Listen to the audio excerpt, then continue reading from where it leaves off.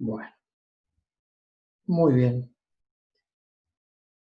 Vamos a continuar entonces, vamos a terminar, mejor dicho, con la unidad, con la unidad de control del secuenciador en Abacus. Habíamos quedado habíamos terminado de ver ejemplos sobre las distintas funciones, ecuaciones lógicas. Les mostré el caso de LEC, que es un circuito que yo diseñé con un distribuidor de fase, les mostré el funcionamiento en la clase pasada, cómo a través de este circuito lográbamos obtener el cronograma, mejor dicho, la señal de gobierno de cualquier cronograma que utilice la función de lectura. Así también, acá les muestro un ejemplo de pizarrón, este ya es de alumnos, es un LEC similar al anterior, nada más que planteado sobre pizarrón, donde se obtiene exactamente lo mismo, digamos, es el mismo modelo que el anterior, nada más que les muestro cómo, acá tenemos, perdón, vuelvo hacia abajo, cómo del modelo del planteo lógico, ¿cierto?, que uno hace sobre un papel, elabora sobre un papel o un pizarrón, puede pasar finalmente a elaborar el circuito correspondiente. En este caso yo tomo la operación de suma, que es muy distinta a cómo va a funcionar LEC en cuanto a una operación de almacenamiento. Acuérdense que en almacenamiento, ¿qué sucede?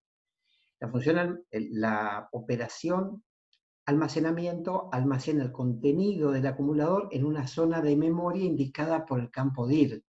Entonces, en realidad la lectura solamente se va a dar en las dos primeras fases, en tita 0 y tita 1 de la fase de búsqueda de la instrucción. Pero en lo que sería la búsqueda del operando, que acá no hay búsqueda del operando, ya actuaría el almacenamiento. Por tal motivo el circuito es distinto, por supuesto, pero se los dejo, se los muestro cómo está elaborado en función de las ecuaciones que estuvimos estudiando la clase pasada. Por último, tenemos otro ejemplo también, este es uno en papel, de un grupo de alumnos, donde planteó, digamos,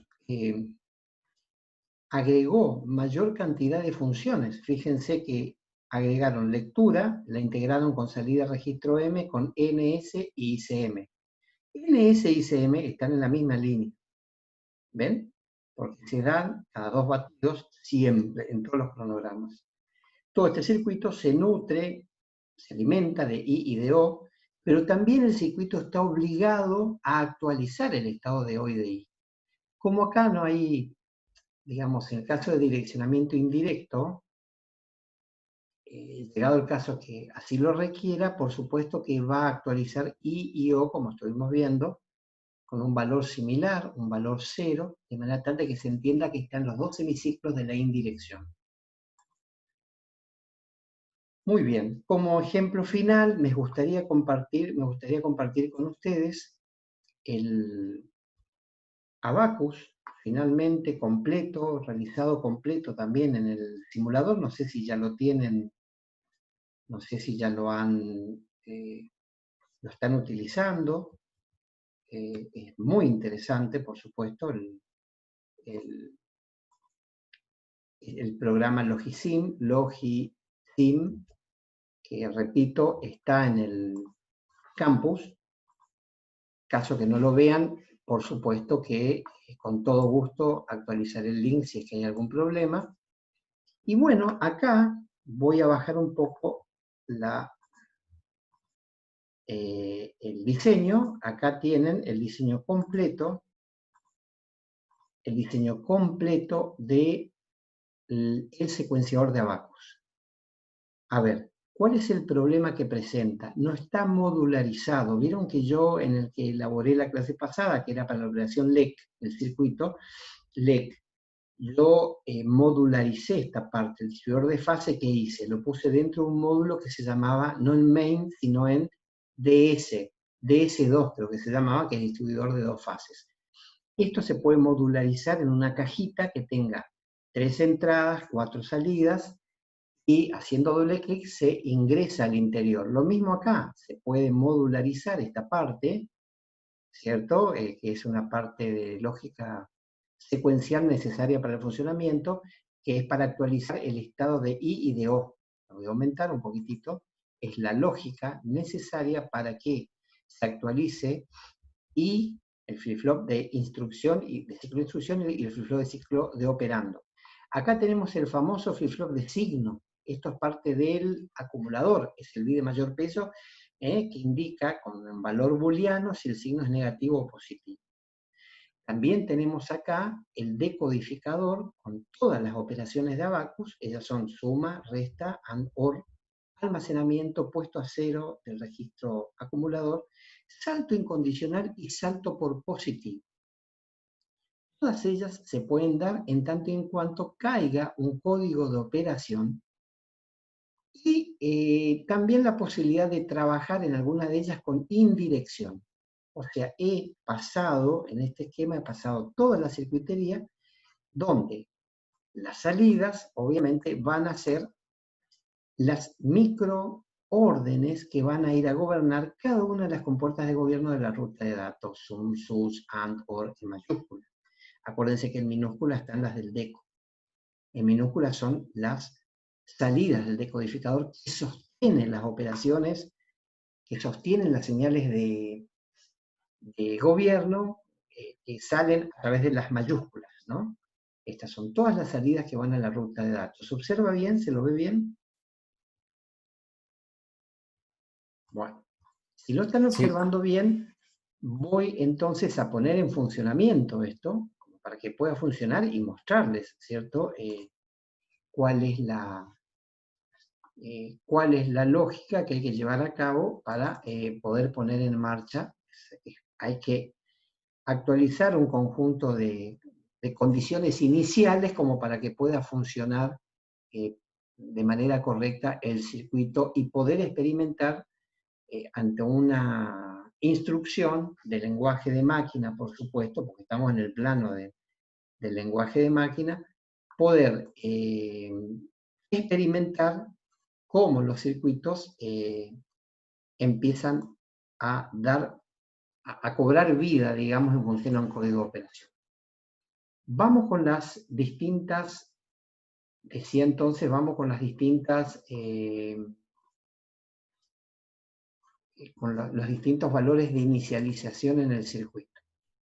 Lo primero que debemos activar para poner en marcha este circuito, está referido a activar el reloj y a poner en 1 el biestable de marcha de tensión. O sea, activamos reloj, clock. Creo que lo activé. A ver, parece que no. Ahí está. No, lo desactivé. A ver, vamos de vuelta. Simular.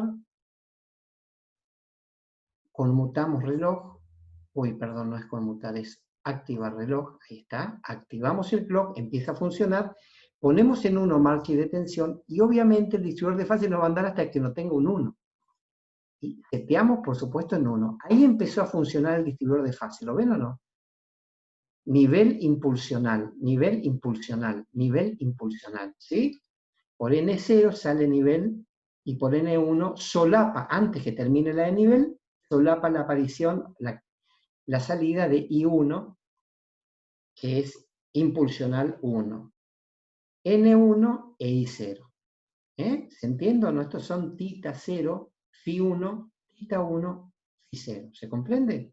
Ya está en marcha, está funcionando y ahora lo próximo que tenemos que hacer como valores de inicialización es, dado que ya está el biestable del distribuidor activado y está en marcha y está alimentado por el clock y el biestable en marcha de tensión le da vida a esto, tenemos que poner un pin del decodificador en 1, es un pin que es necesario para que se active el decodificador. Yo no le encontré otra manera, así que, repito, esa es la manera, esa es la salida que tuve yo para poder activar el deco. Ven acá, el bit activador del decodificador está en 0. Entonces, primero, elegimos un código de operación, el 010, y activamos con el pin, y eso significa puesta 0 del registro palabra de memoria. ¿Se comprende? Y puesta 0 el registro palabra memoria está generando las distintas operaciones de salida que corresponden, ven cómo el circuito va encendiendo, activando, ven la lectura que se mantiene en todo momento, y acá empiezan a jugar la pareja que les decía. NS, ICM y PACM era el trío que se manifiesta cada 2 batidos, ¿ven? Está funcionando. La lectura se mantiene para todo el cronograma completo, y esto es una puesta a cero, el registro palabra de memoria, así que PAC se manifiesta en un momento, en el momento necesario para la puesta a cero, luego que la lectura es sostenida. Elijamos otro, por ejemplo, este caso que es el almacenamiento. En el almacenamiento empieza a funcionar el circuito y activa, por supuesto, la lectura NS, ICM y PACM, y también la escritura en un punto, que es en el segundo batido. Pasa que yo tendría que inicializarlo de cero nuevamente, como para poder demostrar el funcionamiento de una nueva operación. Debería detenerlo y debería inicializar la simulación, resetear la simulación sería la palabra. Ahí está. Reseteada la simulación, debemos inicializar de vuelta con marcha de tensión y deberíamos ir a colocar la operación que queremos. En este caso, por ejemplo, estoy activando el almacenamiento nuevamente. Y ahí empieza a funcionar el circuito, pero ya reseteado, reinicializado, y a generar las salidas justamente del cronograma donde se generan las operaciones necesarias para generar las señales de la ruta de datos. Bueno, ahí se ve el funcionamiento, está trabajando a una determinada frecuencia y está manejando de manera cíclica. En realidad, como este es un modelo, este modelo no termina, sigue girando sin fin, cuando en realidad, una vez que termina, debería pasar a una fase que es la búsqueda de la siguiente instrucción. Eso ya no lo desarrollé. Esto está desarrollado en función a colocar acá una operación específica y muestra sin parar la generación de las señales de gobierno de manera cíclica, nunca termina, nunca busca una siguiente instrucción. Entiende que constantemente cae la misma, porque acá está, yo tengo que hacer manualmente la búsqueda de la instrucción. Podría hacer un almacenamiento en modo indirecto, con lo cual activo IN, y ven que acá ya empieza el AND, por supuesto, porque es el AND lo que estamos haciendo, ven que se activa cada determinado ciclo el AND, pero también ENA, EAC, ¿sí? Son otras señales que se producen según cronograma en determinado momento, y así se van manifestando tal cual el cronograma. Y acá está la famosa TMS, ¿ven? TMS se mantiene en 2 semiciclos que están entre el ciclo de instrucción y el de operando, que es el de indirección. ¿Se acuerdan que estaba salida registro M? Cuando se produce TMS, sale el registro M, ingresa por TMS. Primero es RM, ahí se va a activar, y después TMS. En simultáneo para que pegue el rulo, la vuelta, y busque la dirección del operando de manera indirecta. Bueno, espero que les haya gustado. Por supuesto que esto también está en el campus, o sea que en cualquier momento pueden acceder, por supuesto, y hacer las pruebas necesarias, experimentar con el circuito. Así que con todo gusto, si lo encuentran o si no lo encuentran, me lo piden y les voy a pasar el link en caso de que no esté disponible. Creo que sí, creo que está disponible dentro del campus, hay que buscarlo, está un poquito desorganizado, pero está todo el material. ¿Alguna pregunta antes de continuar? Yo quiero dar un cierre, como siempre hago, no la quiero hacer larga, pero quiero dar un cierre de lo que vimos. ¿Nosotros qué vimos? Para redondear clase pasada y parte de esta. Vimos el secuenciador de Abacus, que es una maquinita que vamos llevando, una pequeña arquitectura tipo von Neumann, presentada por Meynavier, muy sencilla, con pocos registros, con pocos buses, bus de dato y dirección, no tiene nada de comunicación con el exterior todavía, y en función a ello vimos el desarrollo del secuenciador en el marco de lo que es la unidad de gobierno, este secuenciador encargado de generar los cronogramas, que materializan las instrucciones. ¿Y de qué tipo es este secuenciador tal como lo plantea Abacus? Es un secuenciador de tipo cableado, es un secuenciador donde cada instrucción se corresponde con una pieza de circuito lógico, secuencial y o combinacional, encargado de generar, con la ayuda de un distribuidor de fase, se encarga de generar el conjunto de señales de gobierno que deban manejar la ruta de datos para materializar la función que tiene la instrucción en curso, ¿cierto? La instrucción que está ejecutándose en ese momento. Con esto cierro, y con esto, y recordando un poco las ventajas y desventajas, porque hablé del modo microprogramado, decíamos que en el esquema cableado son todos circuitos. Como ventaja es una unidad de gobierno ultra veloz, porque trabaja a nivel del electrón, a niveles eléctricos, electrónicos, y que la unidad de gobierno microprogramada es mucho más lenta porque es un procesador de señales de gobierno, donde tiene una memoria de control que almacena directamente, sin tener que generar, almacena cada una de las señales de gobierno y los cronogramas.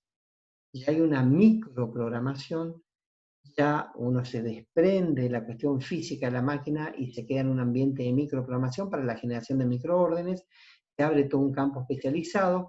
Estas máquinas se convierten en máquinas CISC, de instrucciones complejos, porque gracias a estas unidades de control microprogramada ahora se pueden armar instrucciones de lenguaje de máquina bien complejas, que esto va a ayudar a que los lenguajes de alto nivel sean poderosos, o haya por lo menos una distancia semántica mucho menor entre uno y otro, entre el assembler de la máquina y lo que es el lenguaje de máquina. Pero para poder hablar de microprogramado, yo tengo que presentar justamente la filmina correspondiente a modelo de Wilkes. ¿Se alcanza a ver la filmina?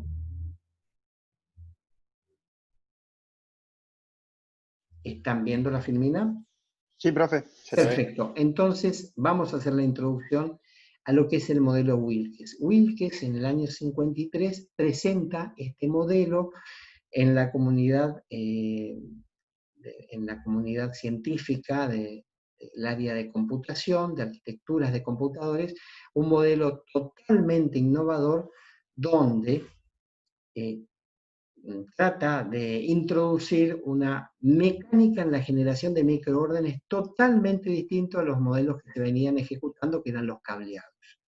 Todo lo que estuvimos viendo cableado ahora se revierte con este modelo nuevo, flexible, un modelo muy flexible, y que tiene como contrapartida, como ventaja, la posibilidad de prescindir de circuitos de ecuaciones lógicas complejas, como las que estuvimos viendo, y pasar a lo que ahora se conoce como una memoria de control. Esta es la memoria de control, llamémosle entonces memoria de control.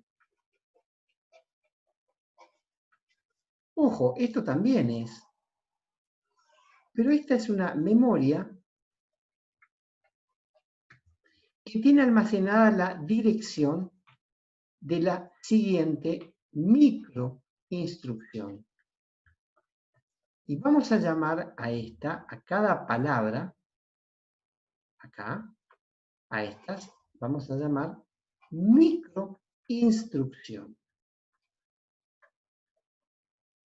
¿Y cómo define entonces, cómo define su modelo Wilkes? Wilkes dice que, dada una instrucción en lenguaje de máquina, dada una instrucción en el lenguaje de la máquina, compuesta como mínimo de código de operación, condición de direccionamiento y dirección del operando, el código de operación estará relacionado con la dirección de la primer microinstrucción de lo que se conoce ahora, y lo voy a remarcar así como, a todo este grupo, como microprograma.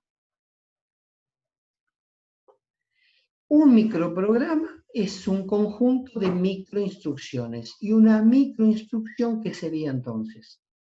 Una microinstrucción es una palabra de una palabra con valores binarios de lo que es en el ámbito de la unidad de control, que, dada una determinada codificación, indicará de qué manera tiene que generar el conjunto de microórdenes en relación al código de operación de la instrucción en curso.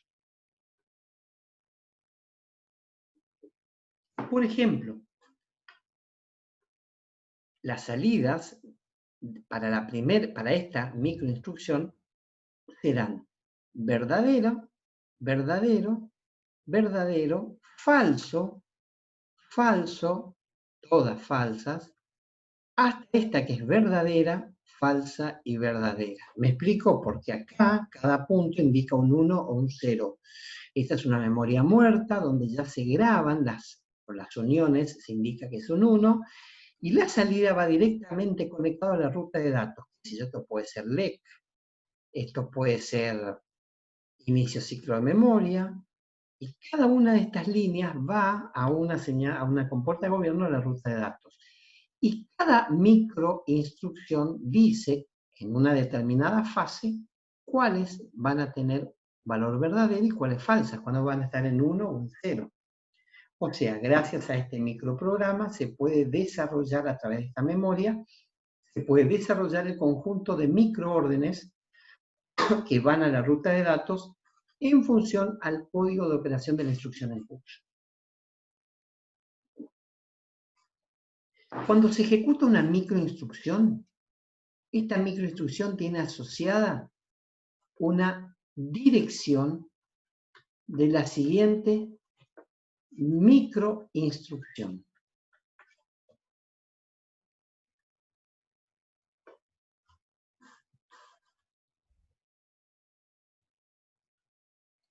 Me entró la T, ahí está. Dirección de la siguiente microinstrucción. Cada microinstrucción en la misma línea tiene asociada una programación que le dice cuál es la dirección de la siguiente microinstrucción. Para que se entienda un poco más el modelo, si es que se logró identificar las partes, me gustaría comentarles por último que posee la memoria un decodificador de direcciones, pero que se llama registro selección de memoria de control, y está obviamente gobernado, sincronizado con un clock, las distintas operaciones. En el primer batido del clock, el código de operación es quien le da la dirección de la primer microinstrucción que debe desarrollarse, que corresponde al microprograma que da soporte a la instrucción.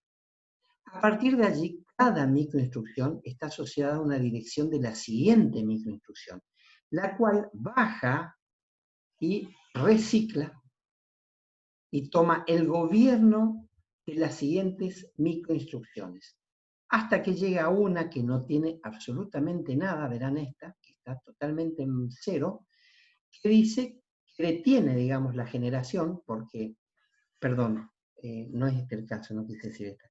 Quise decir, perdón, que cuando llega una microinstrucción cuya dirección de la siguiente está en 0, por ejemplo, dice que ya finalizó y que lo que debe hacer, lo próximo que debe hacer es pasar a la búsqueda de la siguiente instrucción.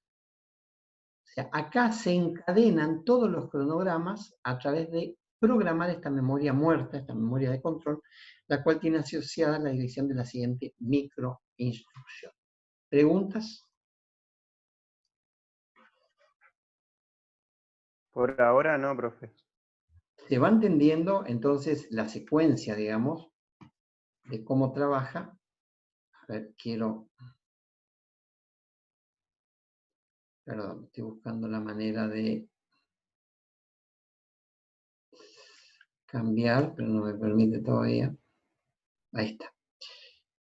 Quería borrar todo para mostrarles un ejemplo, ¿les parece? Y voy a cambiar un poco el color también, porque obviamente esto... Ahí está. El amarillo creo que va a andar bien. Miren, supongamos que viene el código de operación sum. Viene sum. Y a sum le corresponde el 100. Bien. 100, que hablamos de sum, está asociado a la dirección de la primer microinstrucción del microprograma de la suma almacenado en la memoria de control. ¿Se entendió? Este código de operación está asociado a la dirección de la primera microinstrucción. Supongamos que la primera es esta. Entonces, esta, si es la primera, la cual voy a poner acá un 1, va a desarrollar a la salida, ¿qué cosa? 0, 0, 1, 0, 0, 1, 1, 0, 0, 0. Yo no sé, cada hilo es una señal de gobierno. ¿Uno no sería el último? Puede ser, sí. Bien, gracias. Se entiende que cada hilo está asociado a una señal de gobierno, ¿no? Qué sé yo, este puede ser EAC, este puede estar asociado a SUM, este puede estar asociado a SUS, etc. Bien, se desarrolló la primera, pero la primera tiene una relación con una dirección. Esta dirección, la cual ahora voy a cambiar, intentar cambiar de color, la vamos a poner en un color distinto. ¿Cuál es la dirección que le corresponde como dirección de la siguiente microinstrucción? Es la 0, 0, 0, 0, 1, 1, 0, 1, 1, si no me equivoco.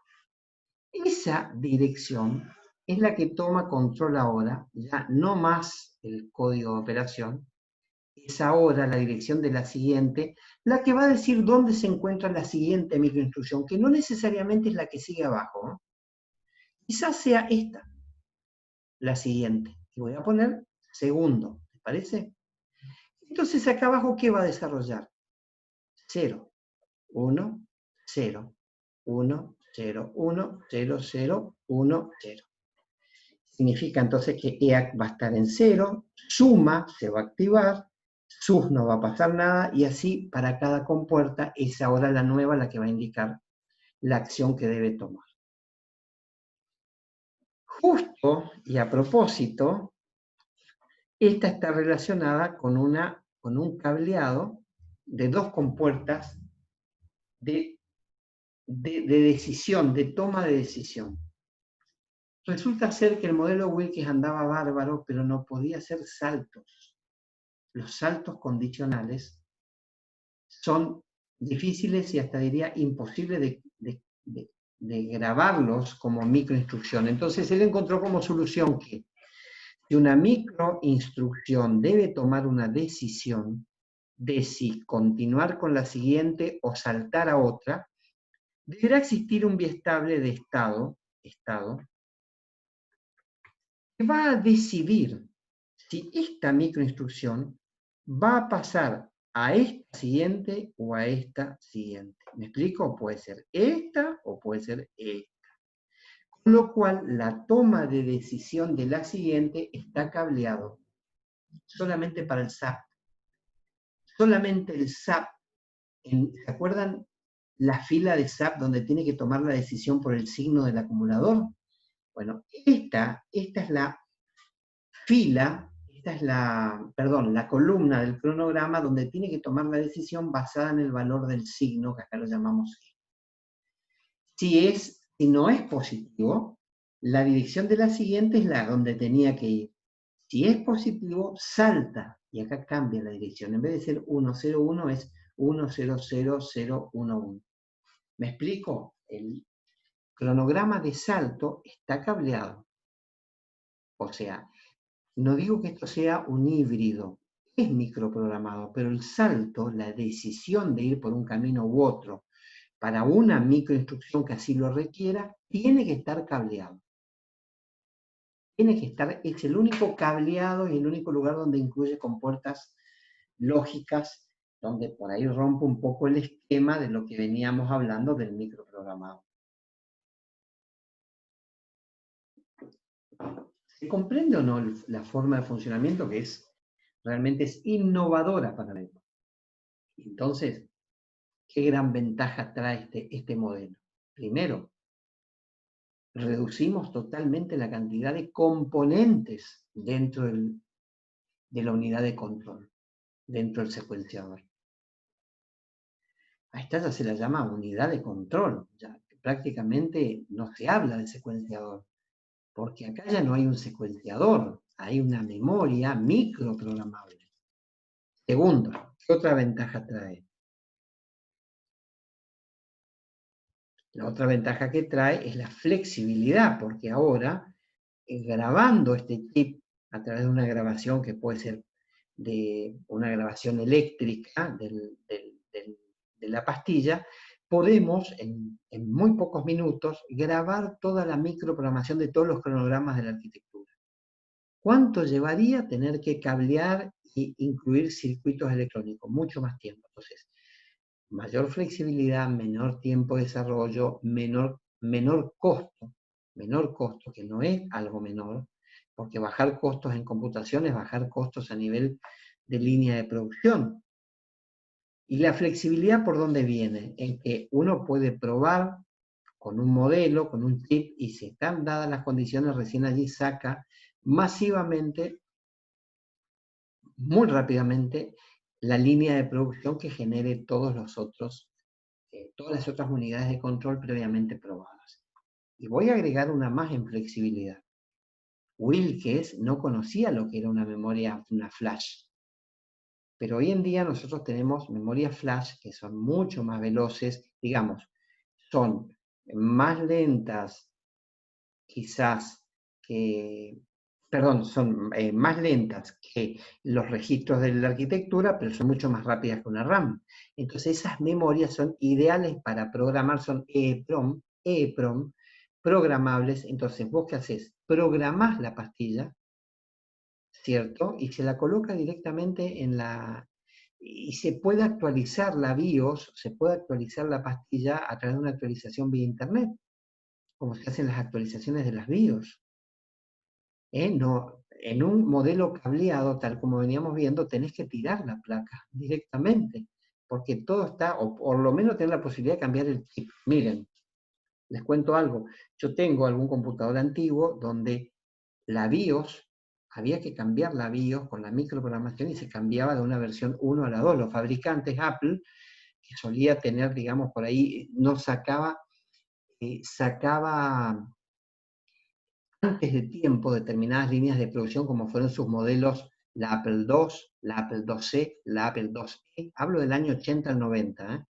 Ya Macintosh no, toda la familia Mac ya no, pero todo lo que era Apple II y Apple III, incluida la 2C y la 2GS, esos modelos tenían la posibilidad que, como salían antes de tiempo, se vendía como pan caliente y no se llegaba a tener el tiempo necesario para testear todo, muchas veces el mismo fabricante Apple ponía a disposición del usuario el chip con la microprogramación porque encontraron un error y se lo sacaba masivamente como una revisión nueva. ¿Me explico? Hoy en día esas revisiones se las baja por internet y se graban directamente en la flash BIOS. Pero en ese momento que no existía internet, la manera era cambiando el chip. No sé si hay alguna pregunta que pueda estar relacionada con las ventajas del modelo. Pero como todo modelo tiene desventajas, yo encuentro una. En este modelo tenemos un primer inconveniente. ¿Qué pasa con la longitud de la memoria? Debido a que la memoria tiene que almacenar todas las las microinstrucciones y la dirección de la siguiente, esta memoria es una memoria encarece en tamaño, en longitud, de muchísimos bits.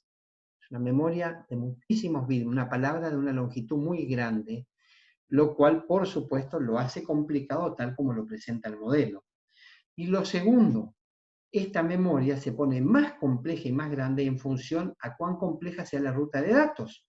Porque si la ruta de datos es Abacus, nos arreglaríamos con unos 32 bits para gobernar todas las compuertas de la ruta de datos. Pero si es una arquitectura en serio y grande, donde tenemos arriba del centenar de señales de gobierno, ahí esta memoria va a requerir muchísimos más bits. Sí, Alan, querías preguntar algo.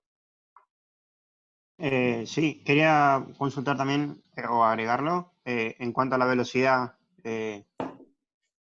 ¿no se relacionaría esa parte también? Exactamente, es lo que vos decís. Hay un problema de velocidad porque en el modelo cableado es mucho más veloz. Y acá ya hay un acompasamiento. Yo le llamo, ¿vieron? Acompasamiento es el ritmo. ¿Vieron la comparsa? La comparsa tiene, cada comparsa tiene un ritmo. El acompasamiento es el ritmo con el cual tiene que empezar a generar estas microórdenes. Y en función a ello, entonces, esto se pone mucho más lento porque hay acceso a memoria. Cada vez que tenga que leer la máquina una microinstrucción, tiene que hacer un acceso a una memoria. Por tal motivo, estas memorias tienen que ser memorias que sean mucho más veloces que la RAM, porque por cada ciclo de la RAM de lectura, acá tienen que desarrollarse ya un número importante de microórdenes. ¿Me explico?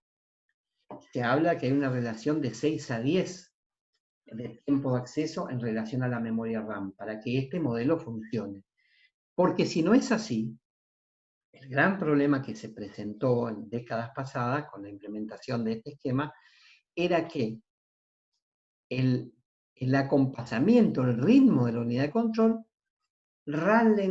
hacía ralentizar el acceso a memoria RAM. ¿Me explico o no? La memoria RAM no podía leer hasta que no se tome todo el trabajo esta memoria de control de desarrollar el conjunto de microórdenes. Entonces, tornaba toda la arquitectura mucho más lenta, más lenta. ¿Me explico? Este es el cerebro de todo y por ende, cuanto más rápido, mejor. Y con el paso del tiempo se logró, obviamente, el cometido. Ahora, quiero dejar una reflexión. El modelo de Wilkes es fabuloso, es la piedra filosofal del punto de partida, pero estamos todos de acuerdo de que no se puede tener, que debe existir una codificación acá adentro, porque poner un bit para cada compuerta de la ruta de datos es realmente complejizar muchísimo el tamaño de la memoria. ¿En eso estamos de acuerdo? Pregunta de final y de parcial. Relación de la memoria de Wilkes en relación a la arquitectura, al tamaño de la arquitectura. Es ineficiente porque no prevé ningún tipo de codificación que permita achicar un poco el tamaño y incluso lo pone más complejo porque requiere de otros tantos bits. Hablemos de esta memoria como los bits de menor peso, de mayor peso son estos, y los de menor peso destinados a convertirse en la dirección de la siguiente microorden. O sea, no tiene un gobierno independiente. Cada microinstrucción tiene que estar asociada con otros tantos bits que diga cuál es la dirección de la que sigue. Este es un problema. Wilkes presenta un modelo, pero no es la solución final y es por ello que necesito avanzar para ver qué se encontró como alternativa para mejorar estos inconvenientes que estamos visualizando. ¿Alguna pregunta? O sea que es ineficiente porque es muy grande la arquitectura. No, no es por la arquitectura, Eh, es la memoria de control. En la longitud de la palabra está relacionada en Wilkes con la cantidad de compuertas de gobierno de la ruta de datos. Vos en Abacus tenés unas 20 compuertas, ¿sí? Estamos de acuerdo en ESI, CM, PACM, LEC, qué sé yo, serán 20, ¿sí? 25. Bueno, ahí tenés 20 a 25 bits, sería manejable. Pero en un computador hoy en día está arriba del centenar.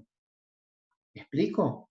Y ahí vas a necesitar un centenar de bits por cada palabra y encima mayor cantidad aún para reservar la dirección de la siguiente.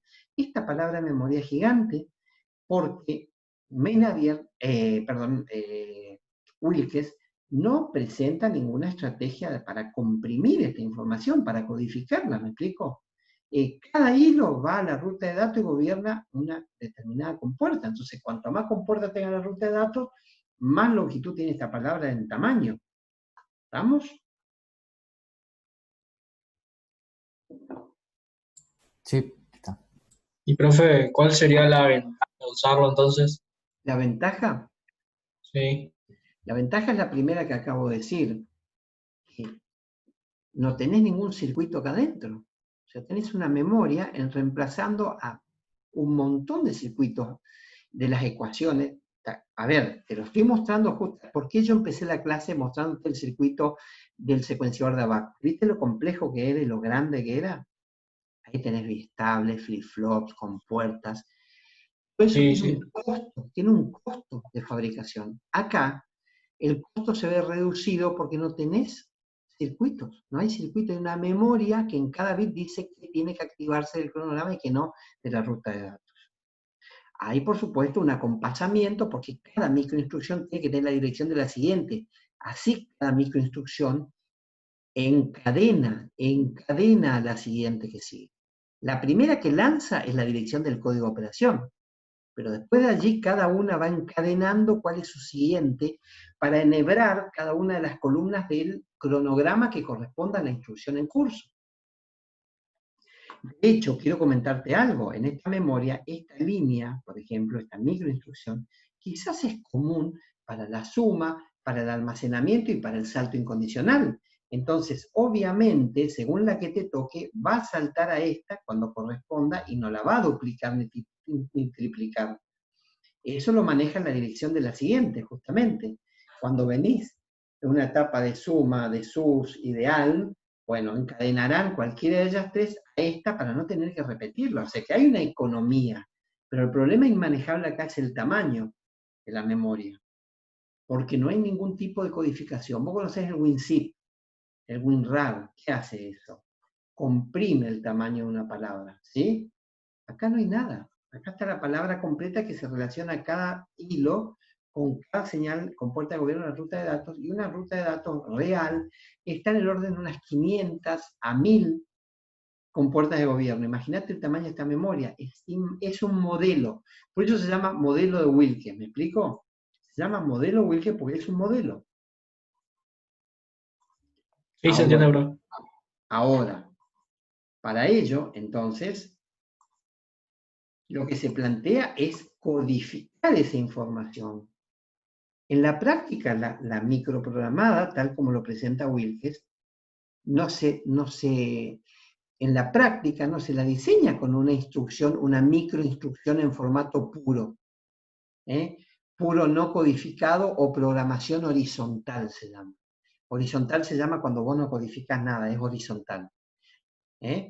Por lo menos se hace uso mínimamente algún tipo o algún grado de codificación que achique la longitud de esa palabra y no tengas que meter memorias con una longitud de palabra tan grande y tan cara, porque son memorias que tienen que ser veloces, son caras estas memorias a la hora de fabricación.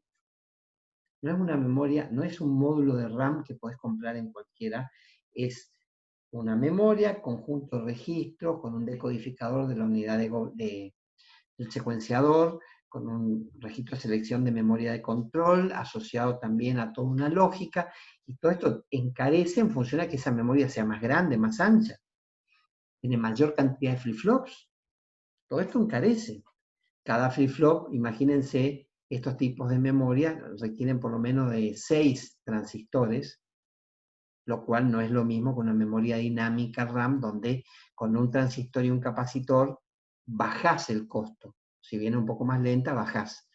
Estas tienen que ser rápidas, así que tenés como mínimo por cada flip-flop 6 transistores. ¿Me seguís? Entonces, ojo.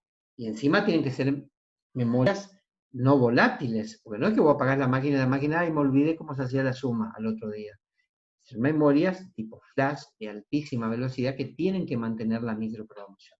Entonces, al menos tiene que haber un grado de codificación para reducir este abrupto de tamaño que tiene cada una de las palabras. Y acá yo les hago un cuadro, sacado Morris Mano, que es muy interesante, donde habla de las características de las no codificadas, de las poco codificadas o no codificadas frente a las muy codificadas.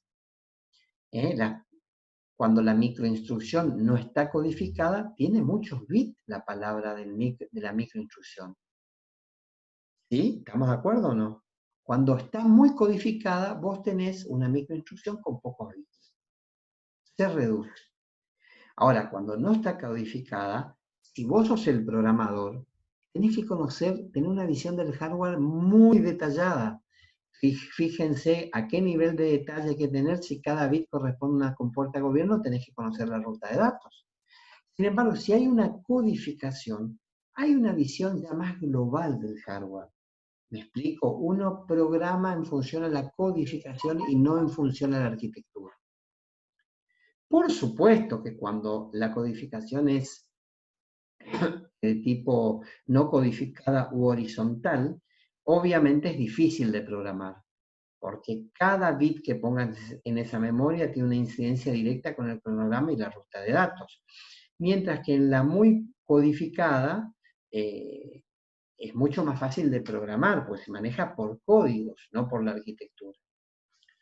En las no codificadas hay poca o ninguna lógica de control, mientras que en las codificadas impera una cantidad alta de control y es mucho más complejo.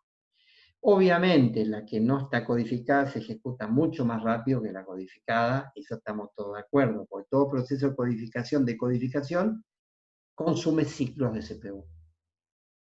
Bueno, la no codificada optimiza las prestaciones y las que están muy codificadas optimizan la microprogramación, que es un campo distinto a la programación.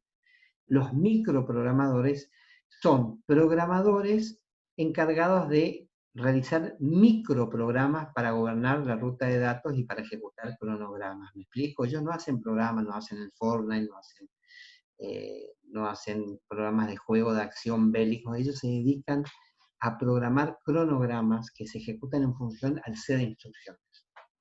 Cuando hablamos de tecnología, los no codificados se habla de una tecnología tipo horizontal, desempaquetada o hard porque está más tendiente al hardware, mientras que la muy codificada es una programación vertical empaquetada tipo soft. ¿Quedó claro? ¿Alguna consulta? ¿Alguna inquietud? Muy bien. Me pasé una filmina, ahí está. Entonces vamos a hablar de dos tipos. Menadier presenta dos tipos de codificación: codificación por campo o codificación por instrucción. Repito, Menadier presenta dos técnicas muy por arriba las da. Una es codificación por campo y otra es por codificación por tipo de instrucción o instrucción. La codificación por campo lo que hace es determinar en la estructura de la memoria de control, determina campos, y lo que se guarda no son bits que están relacionados con las compuertas de gobierno en una relación biunívoca.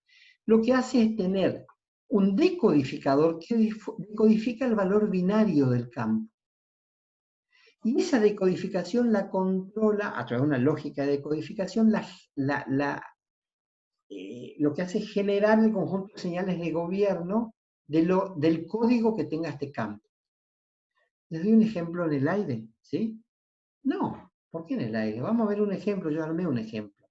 Repito, codificación por campo consiste en que la memoria de control sea chica, poder reducirla, pero determinar campos. El programador va a programar por campos, de manera tal que, por ejemplo, cada campo determine con un código qué compuertas de gobierno va a generar. Este ejemplo, este es un decodificador que armé yo, en codificación por campo, porque Menadier no lo presenta, este es un invento mío.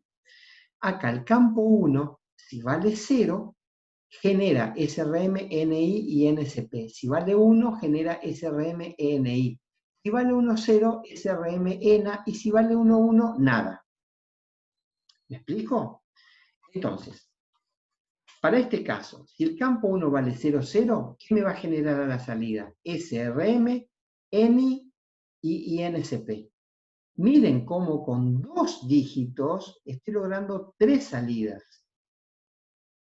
En el siguiente caso, el campo 2, si vale 0, hace un ICM, PACM, y si vale 1, no tiene ninguna función. Con un dígito logramos 2 salidas. Y así sucesivamente. De tal manera que el programador de microcódigo trabaja para cada palabra de control con una codificación que permite que se reduzca el tamaño de la memoria de control. Miren ustedes cómo con 2, 3, 4, 5, 6, con 8 bits, una memoria de control de 8 bits, pueden simultáneamente sacar 3, 4, 5, 6, 7, 8, 9, 10 señales de gobierno. Este es un ejemplo muy sencillo. Se puede lograr con un mayor número de codificación, de dígitos de codificación, se puede lograr mucho más, porque acá 2 a la 2 da 4. O sea que de 2 bits puede sacar 4 señales de gobierno, pero si tuviese 3 dígitos el código C1, serían 8 señales de gobierno las que sacaría. Y si tuviese 4 dígitos un campo, sacaría 16. Vean cómo exponencialmente mejora esta técnica a medida de que cada campo tiene mayor cantidad de bits. Hay un tema a considerar. El que diseña la codificación tiene que hacerlo de tal manera de que cada campo gobierna un conjunto de señales de gobierno que no se solapen con otros campos. ¿Me explico o no? Porque si no está bien diseñado esto, es posible que en un campo determine un conjunto de señales de gobierno que después no puedan completar con otro. Es como un rompecabezas, un plug and play. Tienen que encajar todas las piezas en esta codificación y yo lo explico, se los explico acá con este cuadrito, que cuando la microinstrucción se ejecuta, cada campo se decodifica y genera señales de gobierno. Dado entonces n campos, se definen n acciones simultáneas en un batido del reloj. Digo que si ustedes tienen n campos, van a tener n acciones relacionadas a una columna del cronograma. Cada acción se traduce en activar o no una o más señales de gobierno. Y lo que debemos cuidar es que cada señal de control no se puede activar, no sea activable por más de un campo. No siempre se puede, pero hay que tratar de que no haya tanta redundancia, a pesar de que es necesario muchas veces. Debe ser posible activar cada señal de gobierno, al menos deberá ser posible por cada campo. Cada campo tiene que en algún código activar una señal de gobierno y no excluirla. Y un campo individual podrá entonces constar de L bits, o sea, 2 a la L, códigos posibles, que es lo que les dije. A medida que el campo tiene mayor cantidad de bits, mayor cantidad de señales simultáneamente de gobierno va a poder generar. ¿Se entendió con el ejemplo de codificación cómo se codifica y se puede reducir el tamaño? Bien. Sí. Si esto se entendió, podemos pasar ahora entonces a la codificación por tipo instrucción. Se llama tipo instrucción, no de instrucción, es tipo instrucción. El tipo es de instrucción. Acá la memoria de control es una memoria con un formato de código de microoperación, dirección del microoperando. Es como un programita encargado de generar cronogramas. ¿Me explico? Este código de operación no es suma, no es resta, no lo vean como un programa aritmético lógico, un programa para generar microórdenes. ¿Me explico o no? Ese es el objetivo de esta técnica de codificación. Lo que brinda o lo que posibilita es que la microinstrucción tenga un formato muy parecido a la que conocen los programadores de bajo nivel. Entonces, al tener un código de operación y una dirección de operando, la decodificación de la microinstrucción es compleja. Acá tiene que haber un microprocesador que procese e interprete cada... A ver, convengamos, los códigos de operación en una codificación tipo instrucción son muy poquitos, ¿me explico? No es que tienen una gran familia, pero es complejo el proceso de decodificación o de interpretación de este microprograma. Ahora, ¿con qué se compensa esta gran complejidad que tiene la decodificación? Se equilibra con que acá en la longitud de la palabra de memoria control ya es a la expresión más pequeña que puede llegar una memoria de control. Y se beneficia también con algo muy importante, que pone la microprogramación al alcance de los programadores del lenguaje de máquina, porque ahora hay un programador que puede no conocer la arquitectura. A ver, si a mí me entregan un set de instrucciones para memoria de control y me dicen, generame este cronograma, yo no tengo que conocer la arquitectura. ¿Me explico o no?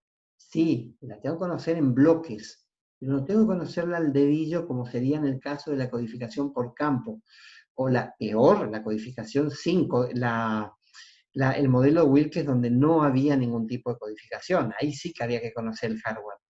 Entonces acá se compensa, si bien es lenta, porque es más lenta que la por campos, porque acá hay un nivel de interpretación, si bien es compleja en la decodificación y es mucho más cara, compensa que es mucho menor el tamaño de la memoria de control, que esto encarece cuando es muy grande, y lo mejor de todo es que pone al alcance del programador la posibilidad de no conocer la arquitectura, sino directamente trabajar sobre un microprograma. Y esto se va ejecutando y va generando las microórdenes. Se darán cuenta que les muestro un esquema muy general para que ustedes sepan cómo funciona. No estamos entrando en detalle. Esto es lo que yo espero que se pueda interpretar del tema y suficiente. ¿Preguntas? Muy bien. Si no hay preguntas, lo que vamos a ver a continuación ahora son los tipos de direccionamiento. El primero es el direccionamiento secuencial y déjenme comentarles que este modelo, el de direccionamiento secuencial, es básicamente similar al que pregoniza Wilkes, ya que en condiciones normales,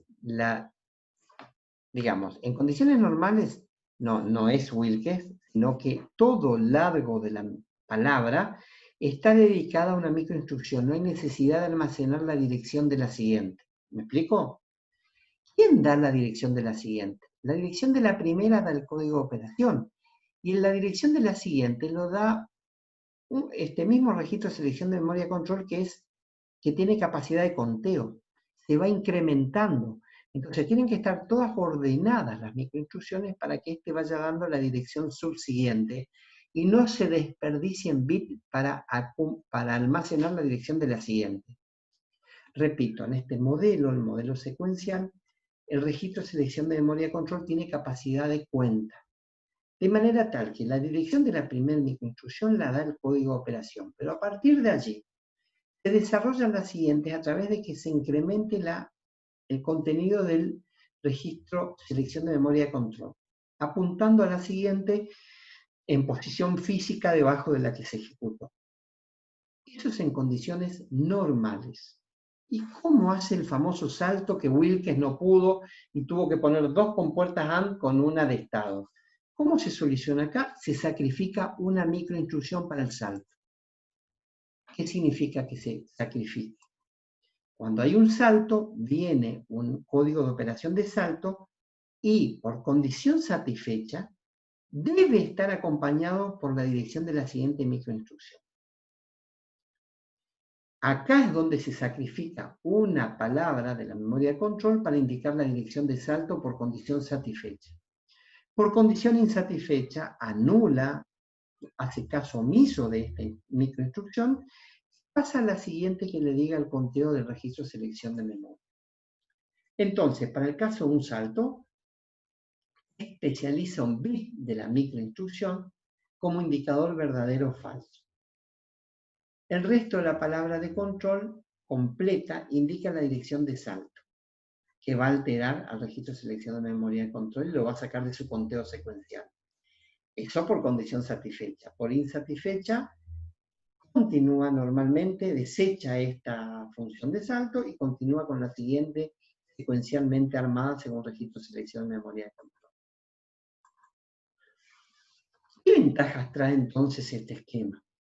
Desde ya que es muy simple de programar y no alarga, no encarece el tamaño de la palabra de control porque dedica toda la palabra a meter, generarle baja codificación por campo.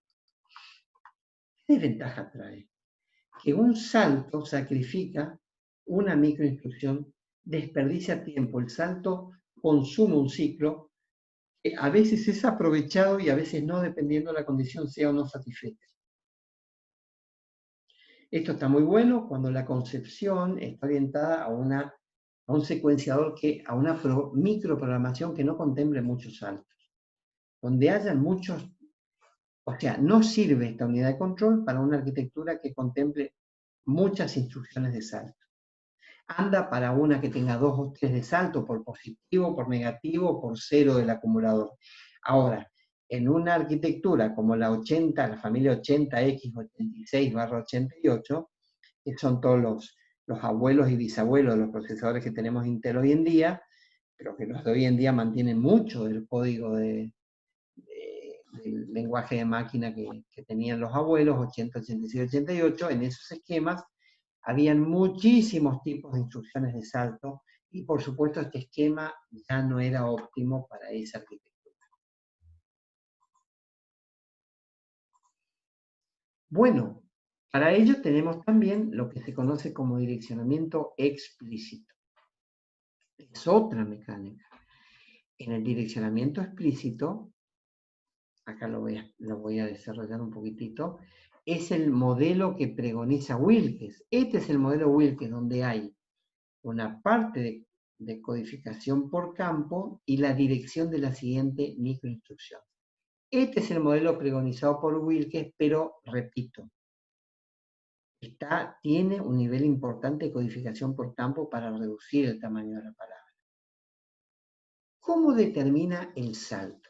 En condiciones normales, la dirección de la siguiente microinstrucción, la primera la da el código de operación, y la de la siguiente microinstrucción surge por yuxtaposición de los bits de menor y de mayor peso de la dirección.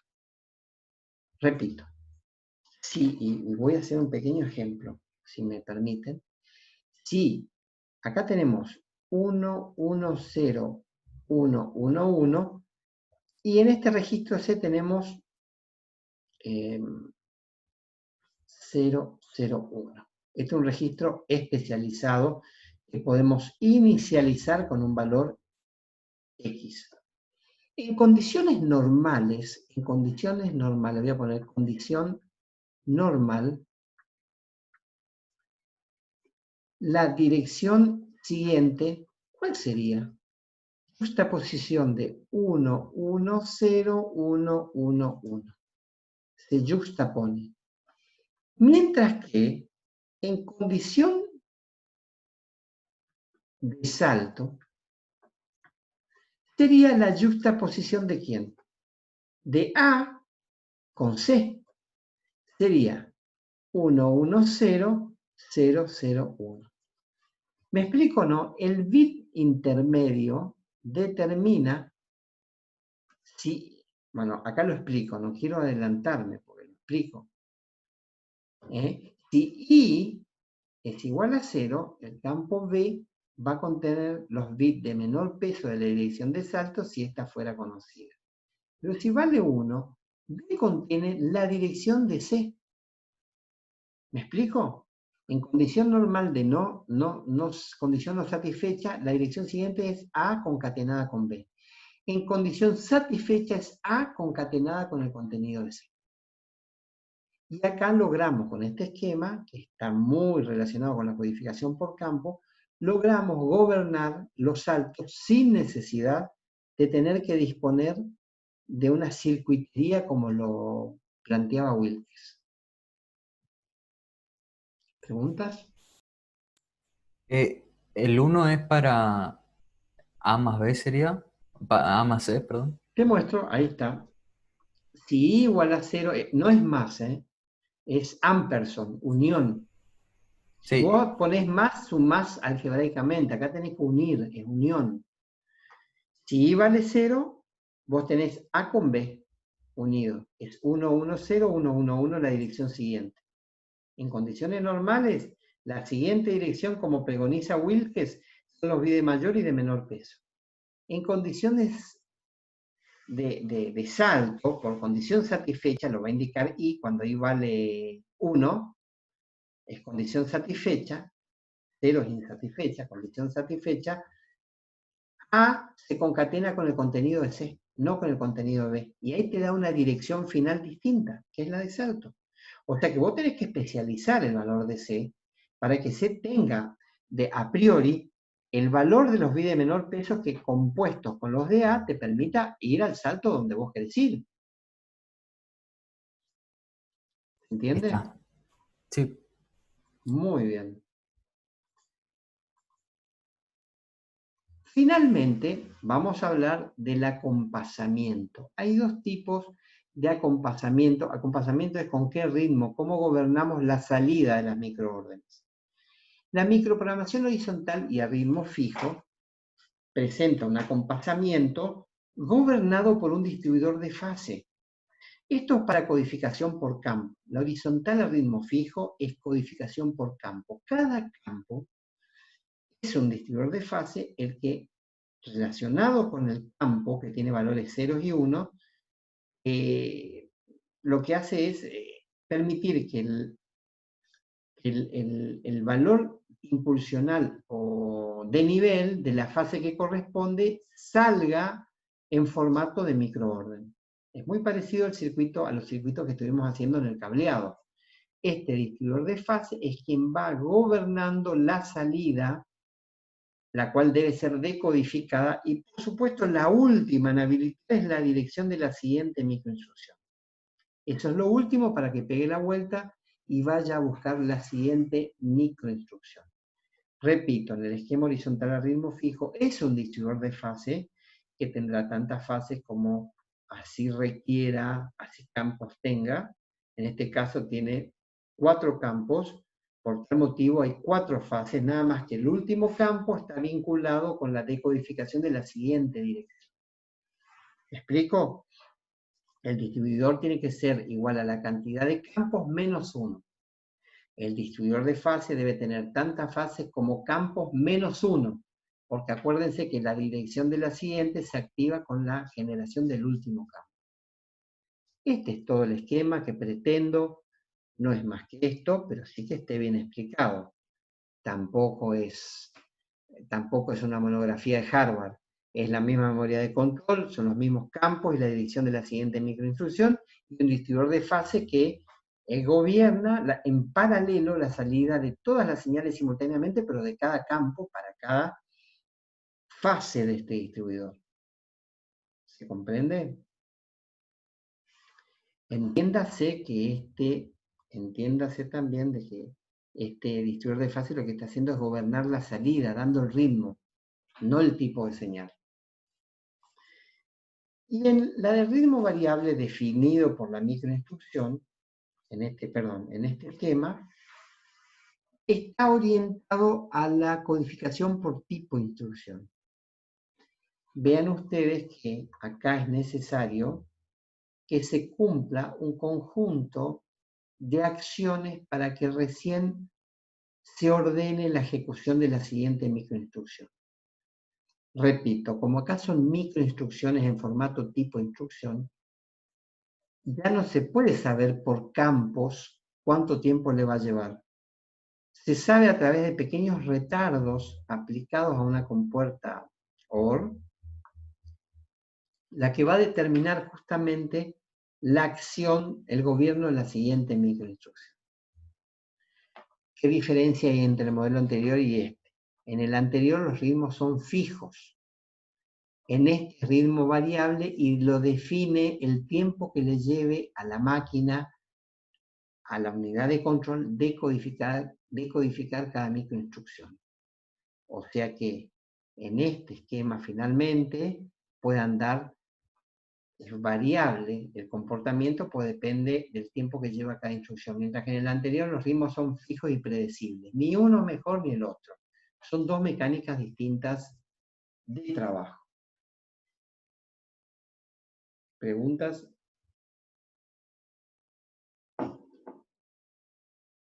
O sea que ninguna tendría una ventaja sobre la otra. No, porque una está orientada a codificación por campo, que es la anterior, ¿cierto? Y esta está orientada a la programación por tipo de instrucción, que son de naturaleza totalmente distintas, por todo lo que hemos explicado. Claro, O sea que vos ahí, digamos, por más que quieras buscarle una ventaja o desventaja a una o a la otra, en realidad terminás cayendo, no son digamos, comparables. claro, cayendo en la situación de que son de distinta naturaleza. Entonces, en ese sentido, no tenés posibilidades, ¿cierto?, de poder por ahí cuantificarlas eh, teniendo, digamos, la comparativa de las dos, porque cada una es para un tipo distinto de codificación.